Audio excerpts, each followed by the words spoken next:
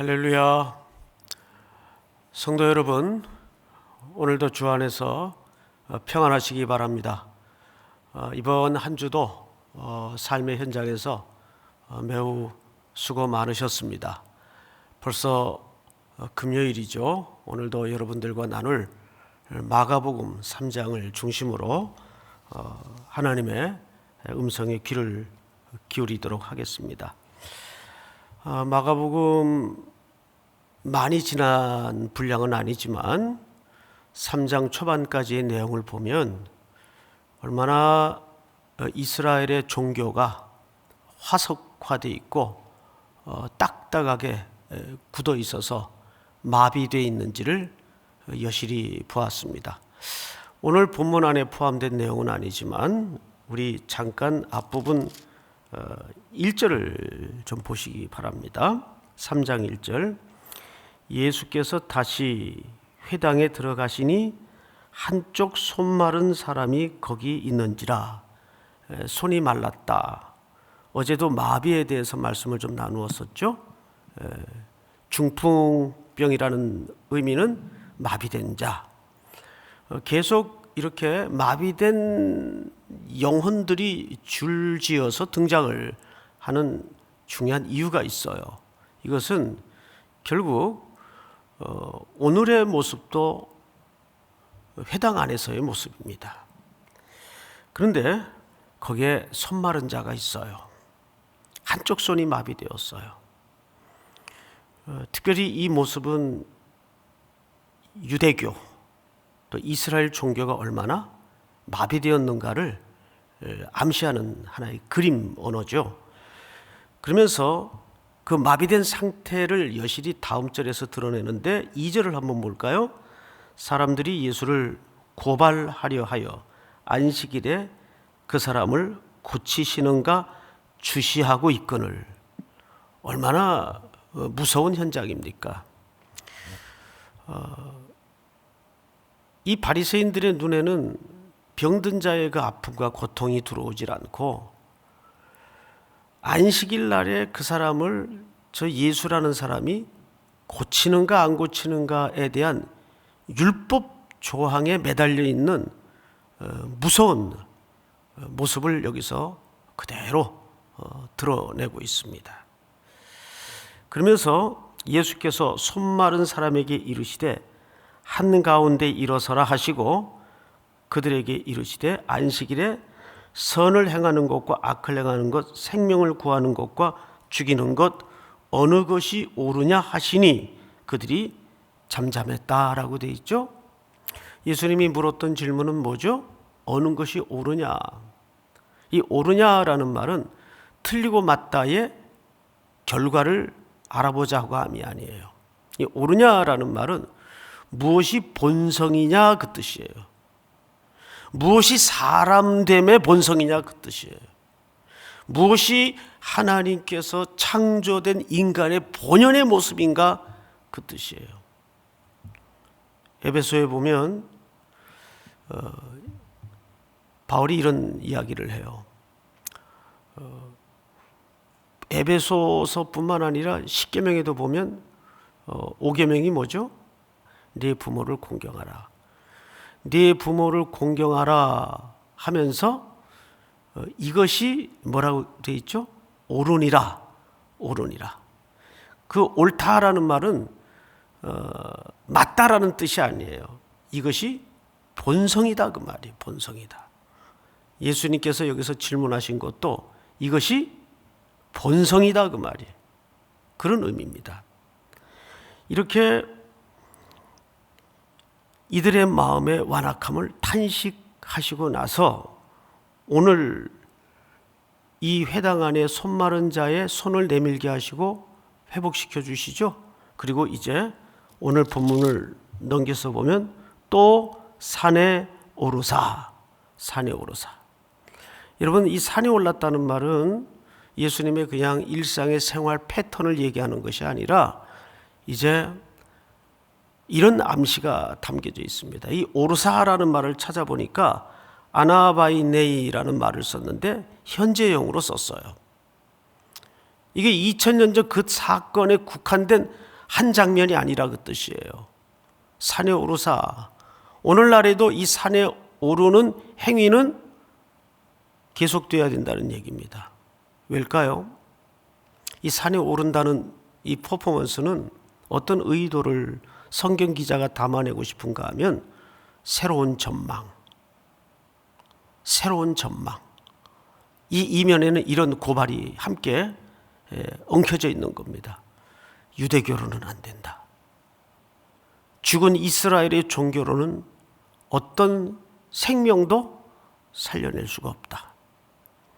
이 함의가 이 속에 담겨져 있는 겁니다.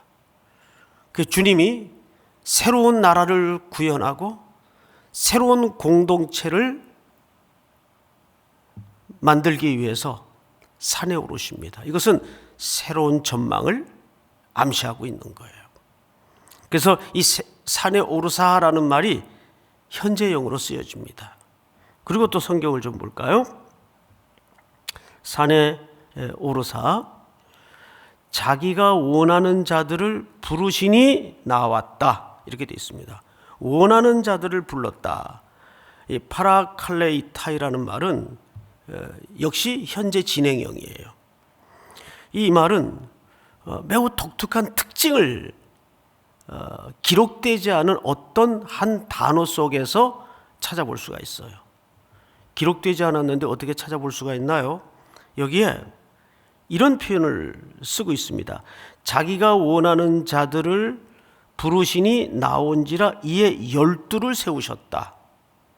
여러분, 12 제자를 세웠다 또는 12 사도를 세웠다라는 표현을 마가는 의도적으로 쓰지 않아요. 그냥 12를 세웠다라고 표현합니다. 이 12이라는 숫자는 이스라엘 기초에 매우 중요한 기초 숫자가 되죠. 뭐 곱하기 무엇이죠? 12를 산출해 내리면 4 곱하기 3이어야 합니다. 4는 아시는 대로 동서남북 세상 숫자예요. 3은 하나님의 숫자입니다. 그래서 12이라는 숫자는 12지파, 12제자, 12사도, 전부 교회 안에 또 우리 기독교의 개념 속에 새롭게 구현하고자 하는 나라에 대한 상징적인 수로서 12이라는 숫자를 늘 표현하곤 합니다. 자, 그런데 여기에 제자, 사도라는 말을 쓰지 않아요. 마가는. 왜일까요? 후에 만들어질 12사도나 12제자만이 제자는 아니다. 그너머 오늘날에도 하나님께서는 자기가 원하시는 사람들을 여전히 부르고 계시다는 뜻입니다. 또 여전히 부를 수 있다는 뜻입니다. 그래서 여기 부르시니라는 말이 무슨 의미인가 하면 진행형으로 썼다고 말씀을 드렸는데 지금도 원하는 자들을 부르시고 있다는 의미면서 동시에 14절을 보니까 이에 12를 어떻게 했다고 되어 있죠? 세우셨으니. 여러분, 이 세운다는 말은 포이에오, 창조를 얘기합니다. 다시 말하면 하나님의 나라의 기초 숫자인 새로운 공동체의 재창조. 이 의미가 이 표현 속에 녹아져 있는 거예요. 그러니까 13절, 14절 두 절만 봐도 어마어마한 하나님의 새로운 나라의 전망과 의도가 예수님의 행위 속에 감춰져 있는 거죠. 정리를 하자면 이런 뜻이 됩니다. 또 산에 오르사. 산에 올랐다는 말을 현재 진행형으로 표현했다고 말씀을 드렸어요. 그러니까 이 행위는 2000년 전, 그때 그 사건으로 국한된 사건이 아니라 여전히 오늘 그리스도인들과 교회가 계속해서 이 산을 올라야 돼요. 이번에 우리 이 전 세계적인 재앙을 겪으면서 초유의 전국의 예배가 오프라인으로는 중단되는 사태를 지금 석 주째 맞이하고 있어요. 이번 주도 불확실합니다. 이 확산이 진정되기 전까지는. 그러면서 우리는 불안, 염려, 근심, 걱정보다는 과연 성경에서 원초적으로 말했던 하나님의 나라, 교회의 기초, 성도의 본질,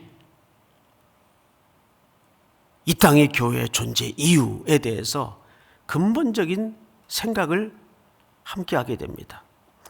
어쩌면 지금이야말로 우리 한국교회가 또 우리 성도들이 산에 오르셔서 새로운 하나님의 나라에 대한 전망을 다시 한번 꿈꾸어보는 절호의 기회라고 저는 믿습니다. 또 산에 오르사.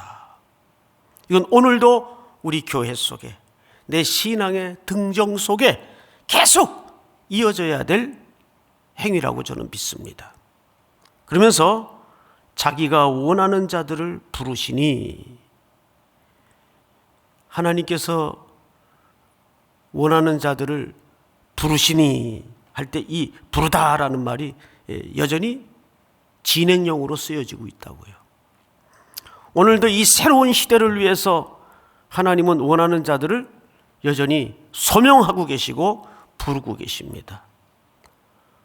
누가 이 참담한 세상을 향하여 갈고, 이사야 선지자가 보았던 그 하늘 보좌의 환상 앞에 들려진 음성 속에서 이사야는 어떻게 반응했죠? 내가 여기 있나이다. 나를 보내소서.